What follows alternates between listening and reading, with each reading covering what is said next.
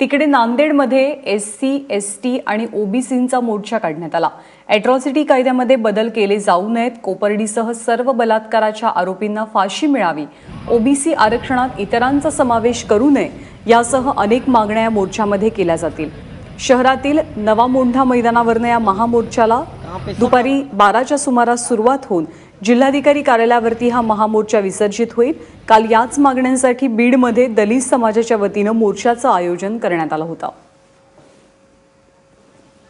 आपले प्रतिनिधी योगेश लाटकर सध्या आपल्या सोबत आहेत। योगेश, किती वाजता या मोर्चाची सुरुवात होणार आहे आणि काय तयारी करण्यात आली आहे?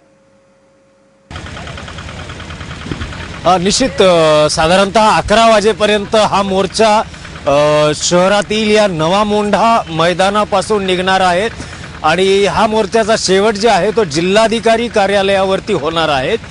अॅट्रॉसिटी समर्थन हे या मोर्चाची एक मुख्य मागणी आहे।